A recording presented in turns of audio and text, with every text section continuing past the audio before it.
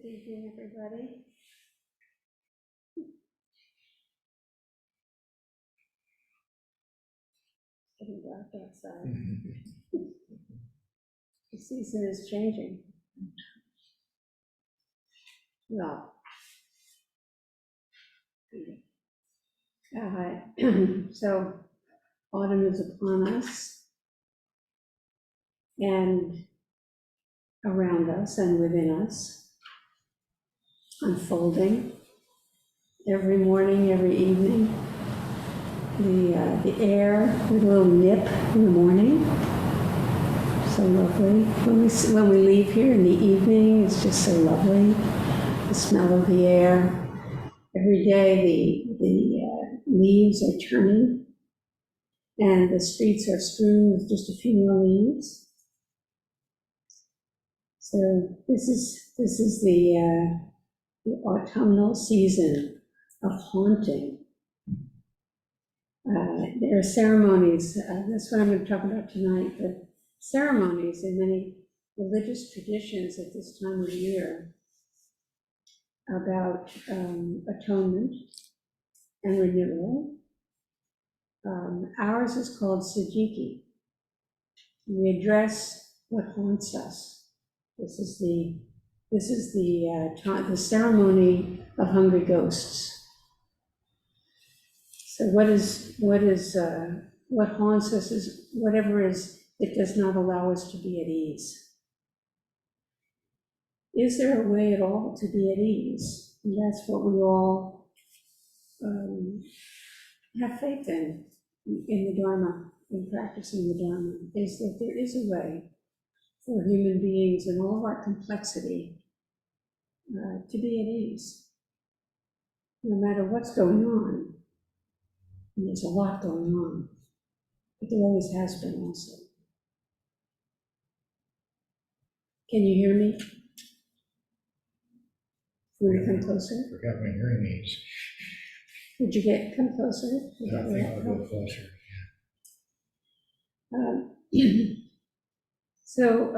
Is there a way to be at ease personally and also collectively? To be other than disturbed by unfulfilled desires and this vague sense that something's missing, something's off, something's wrong. We may even hold fast to some idea about a particular circumstance that has to be met in order to be able to be happy and to be able to relax.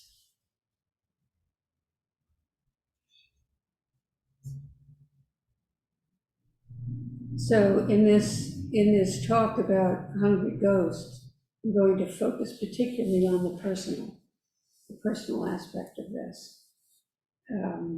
Not about all that needs addressing in this world, but it stems so much from our collectively not being awake to our own hungry ghosts and to all of the forces in the talk that encourages the hungry ghost to believe in itself.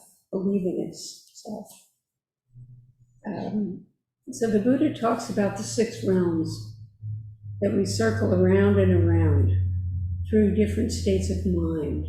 And that's how we interpret that teaching now, as the different states of mind. Although earlier in the tradition, it was seen as distinct realms. The 6 realms consisting of the human realm, which is the only place that we can become awake to our situation, to the true conditions that we all live within and are bound by. The human realm, and then there's the animal realm, the realm of the jealous gods, the Asuras, the happy gods, the Devas, the hell realms, and there are many of them, and then the realm of the hungry ghosts. So, as humans, we can realize the freedom from suffering that comes from believing in the realm of cyclic conditions. We approach this season as a time to address the mind and heart conditions of the hungry ghosts. It's good that we set this aside. We need to return to this regularly and remember what haunts us and be aware of it. What drives our ambient dissatisfaction. So check in at any moment of the day. Are you in a state of dissatisfaction?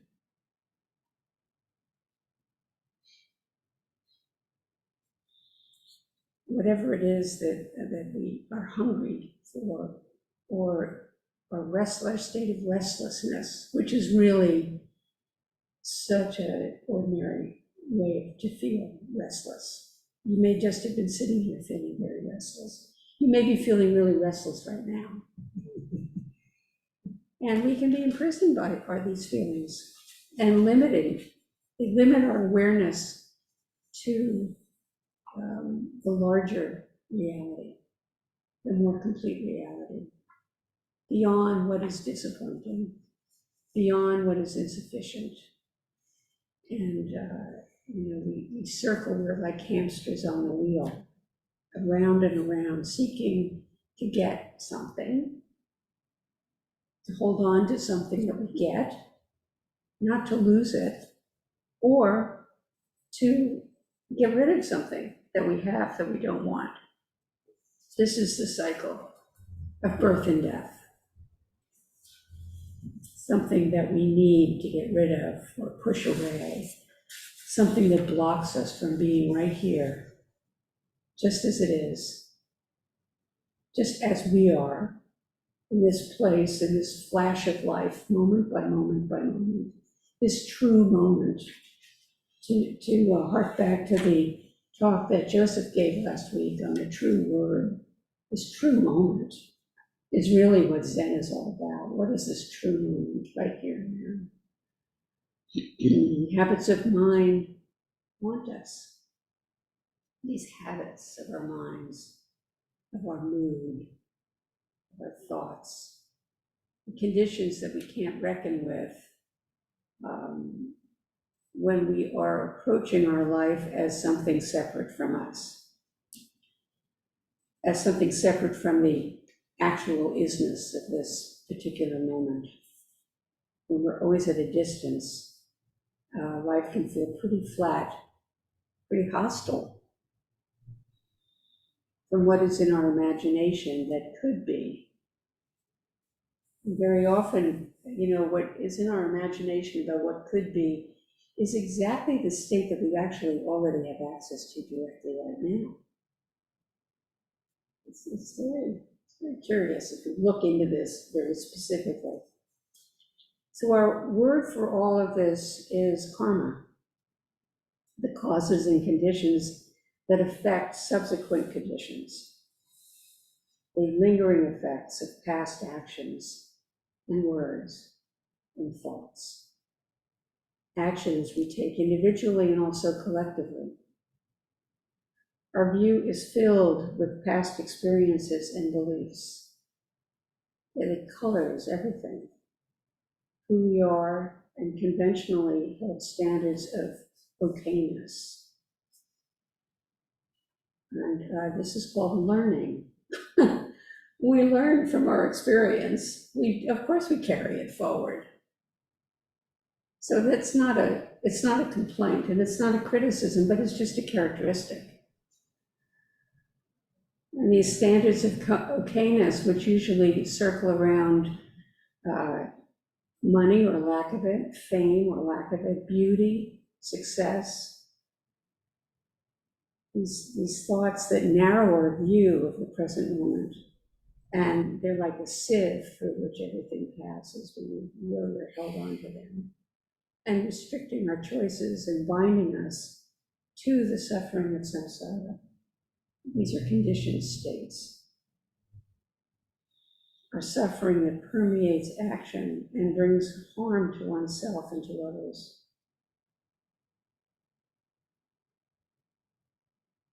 We live in a civilization of hungry ghosts, in a nation that can never get enough. And what we manage burns us and does not slake our thirst for ease and joy, and more specifically for connection. So now we're looking at the spirit of Sajiki. And I want to share with you a song dedicated to the person who asked about singing in our tradition. There is often an incidence of singing. Page 79, Joni.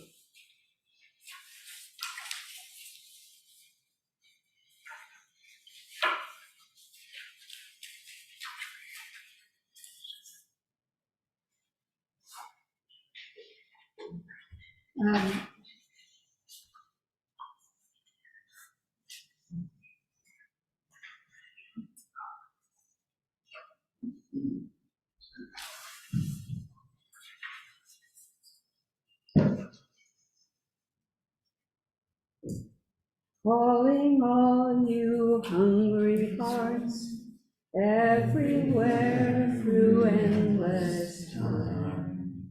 You who wander, you who thirst, I offer you this holy wine. Page 79. Calling all you hungry spirits, all the lost and the left behind.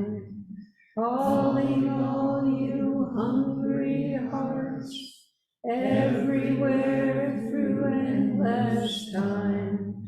Gather round and share this meal, your joy and your sorrow I make it mine.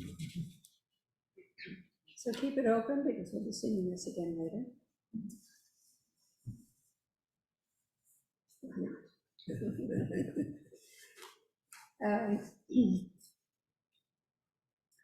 So this is a song of compassion. And what is compassion? We don't understand that word in our tradition intellectually or sentimentally, because that doesn't help us. Compassion isn't a sentiment. It's a form of true response that grows from oneness, from our innate oneness, when we are in touch with it, when we're open to it. Any action that we take from oneness is the step, always the step. Compassion for ourselves and for others. And self-compassion is the basis for all compassion. Self-compassion is the basis for all compassion. The limits of our compassion for our own states of being, for our own ways of suffering, for our own habitual misguided actions, are the limits to what we can offer others. It limits our ability to have compassion for others. What we can't tolerate in ourselves, we often project onto others, hate in others. So Saturday coming up is the annual Sajiki retreat, where we address the karma of our hungry ghosts. Sajiki is a ceremony honoring those who've died and healing unresolved karma. We call up the hungry ghosts and feed them. And Chosen was always warning us at this season and at this ceremony to beware, because it really does call up the spirits that are very disturbing. We can get in touch with our own, or we can notice it in others. We call up the hungry ghosts and we feed them. We welcome them and open their eyes and help them realize the food that truly releases and satisfies them from compulsive and ignorant constant seeking. When we work with this teaching, we look into our own karmic patterns that bind us to this kind of craving. So what is the craving that you can discover when you look more thoroughly into that which makes you unhappy? What is the craving? It's important to know what it is, what seems to be missing. so that we can look into that and notice when it actually is freely available. Sajiki began with an act of compassion by Moggallana. Some of you may know that name, Moggallana. Moggallana was one of the Buddha's closest disciples, and he was known for his psychic powers. He was very gifted in the supernatural arts. And one of the things that says is he was very sensitive. He was very open to what was actually available. We were very open. The information we can pick up from energies. He developed a deep resolve to help his mother when he saw in visions that she was really suffering deeply in hell. He traveled down to the hell to try to rescue her personally. And this really story reminds us of what we resolve in our practice as bodhisattvas, to stay present to others' suffering. So he goes to hell to rescue her personally, and when he does that, he breaks the lock on the gate to hell. And because of this, all the hungry ghosts in the realm of the Gakis, and Gakis are what these are called in Japanese lore, he releases all the hungry ghosts, and they get loose in the world and wander about in the human world. And the festival was then done to satisfy the ghosts and convince them to return to where they need to be.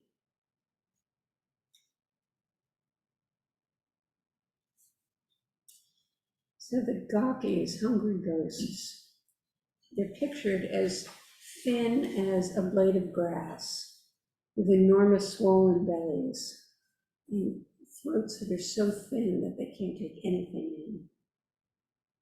And this is the image that is offered to us to describe the experience of addiction. And no matter what you're addicted to, no matter what the addiction is.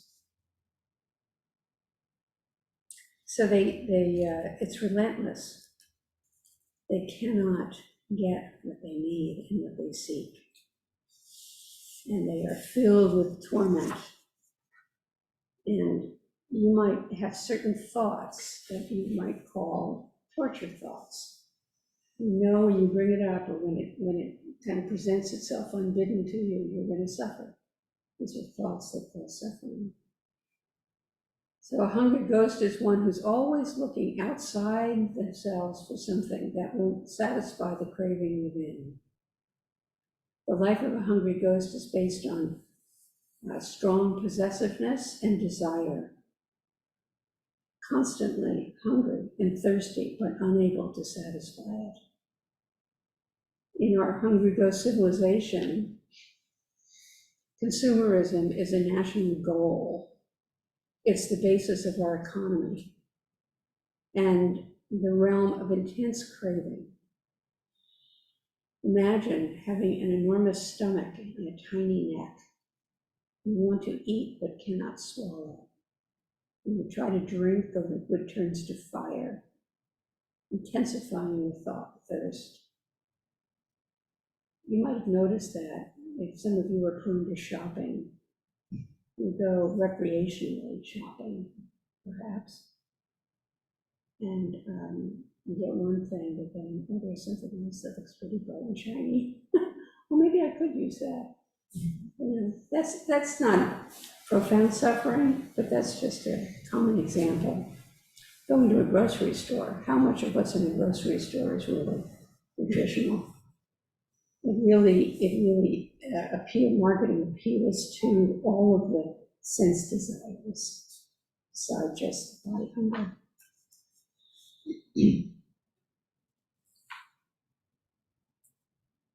The torture of the hungry ghost is not just the frustration of not being able to get what you want.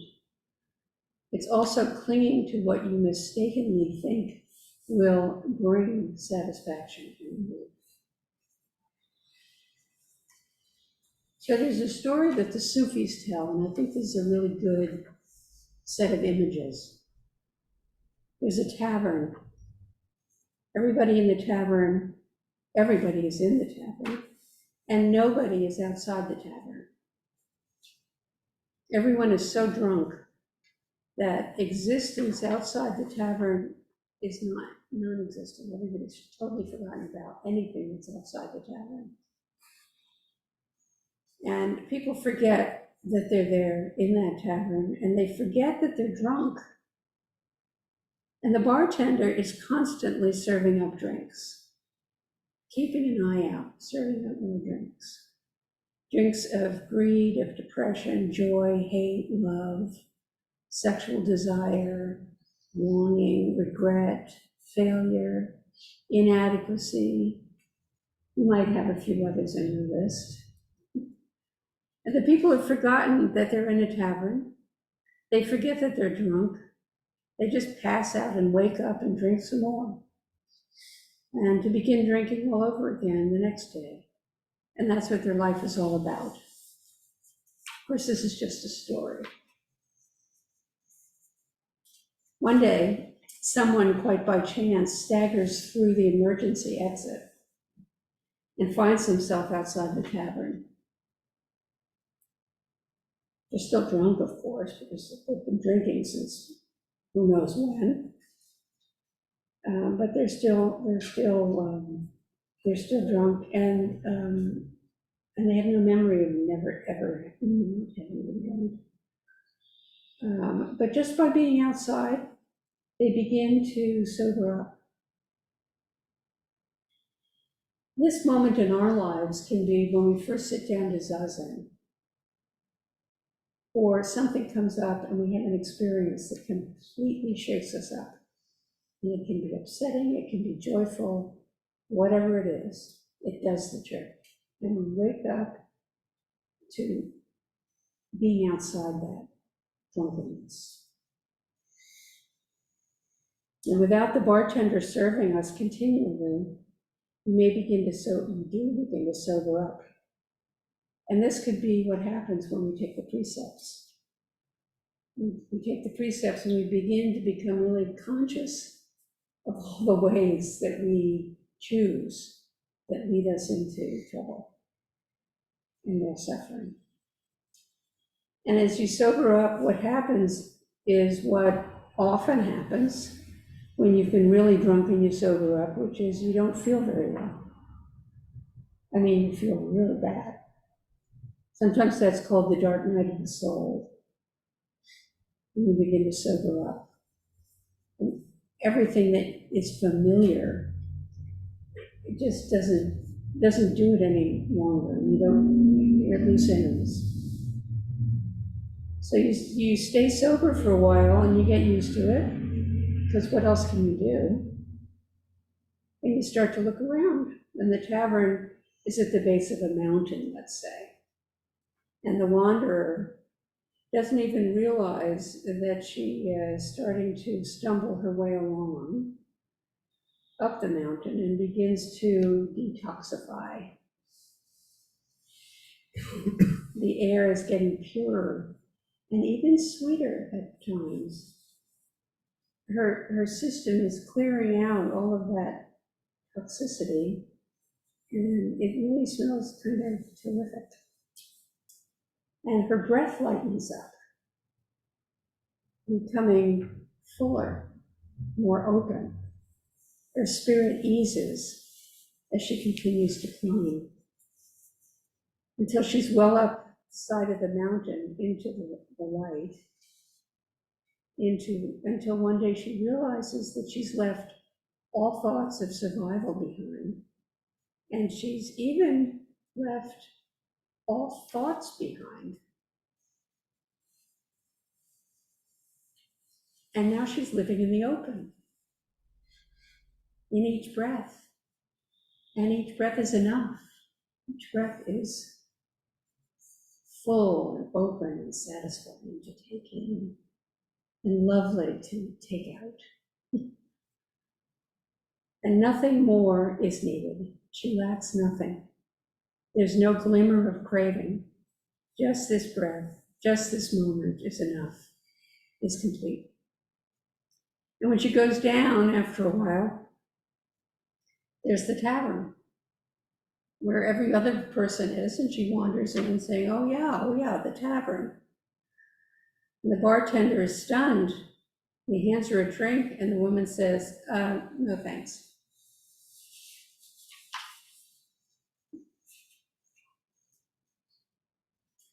I don't drink anymore. He tries again. Oh, not for me, thanks. And not only has the person freed herself, but the bartender is transformed. He has never heard anyone say, no, no thank you. It never occurred to him that anyone would choose not to drink whatever he was offering. So reflecting, we can ask ourselves, what is my drink of choice? How do I live in the hungry ghost realm? What causes me to forget that I'm in there? What sustenance is always being offered in this moment that I'm not noticing? What keeps me drunk with dissatisfaction and self-criticism, cynicism, in this half-life of continually wishing for something and desiring something? You know that phrase, to be or not to be. Well, Zen approaches that from this viewpoint. What is it to be? What is it not to be? What else is there besides to be and not to be? Are you willing to sober up? I think most everybody here is willing to sober up to some extent. I think it's a slowly deepening willingness. So we can all ask ourselves, what is my drink of choice? How do I live in the hungry ghost realm? Even in my meditation practice. Because very often we bring that same hungry ghost mentality into practice. Something that I can't get. Everybody else is getting it, but I can't get it. So there you are at the bar, desperately wanting just one more drink, whatever it is. So you may have found yourself on, and I think this has happened a lot, especially since the pandemic. People going on to the web and searching for maybe another teacher or another way of presenting enlightenment. You see something that somebody, there's somebody who's kind of has misty-eyed bliss. And you think, oh, that doesn't come with me with Zazen. Maybe I should go over there. And there is a certain period of time where many of us do that. We just search and search and search until finally, I don't know, you give up, or you just find yourself in some place, and there it is, there it's happening. So this thing of not being complete, spiritually realized, is a drink that people use to be self-critical about their own practice. Which is one reason why Zen says, just come back to the breath. Everything you seek is found in the breath. It sounds so simple, but it's not easy to really understand what the Buddha was talking about when he recommended that practice. Our practice shines a light on our hungry ghost states of mind. And wherever we are, we get stuck in an intermediate state, in our dark and unknown regions of our own psyches. Zazen brings us back to the light. And you may notice that. You may have had a really bad fight with your partner or with yourself. And you sit down, and the only thing you think to do is do zazen, and it always somehow brings some modicum of relief. So the Dharma offers us the sweet nourishment that satisfies and releases us. In celebration of Sajiki, we set up an altar that's covered with candy, soda pop, donuts, whatever you want. Because we're offering these hungry ghosts something that at least they can take in. At least they can take in, because Dharma is useless if you can't take it in, if you can't digest it, if you can't chew on it with your own teeth, your own tongue, and your own saliva. So we entice the hungry ghosts with candy, because we know they're desiring the true way, the truth that's found only right here, which is where our deepest longings and hungers can be satisfied. So let's sing again, shall we? Let's sing it 3 times through. Page 79.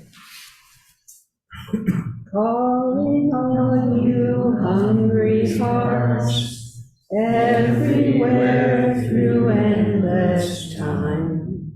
You who wander, you who thirst, I offer you this Bodhi mind. Calling all you hungry spirits, all the lost and the left behind. Calling all you hungry hearts, everywhere through endless time. Gather round and share this meal, your joy and your sorrow, I make it mine. Calling all you hungry hearts, everywhere through endless time. You who wander, you who thirst, I offer you this Bodhi mind. Calling all you hungry spirits, all the lost and the left behind. Calling all you hungry hearts, everywhere through endless time. Gather round and share this meal, your joy and your sorrow, I make it mine. Calling all you hungry hearts, everywhere through endless time. You who wander, you who thirst, I offer you this Bodhi mind. Calling all you hungry spirits, all the lost and the left behind. Calling all you hungry hearts, everywhere through endless time. Gather round and share this meal, your joy and your sorrow, I make it mine.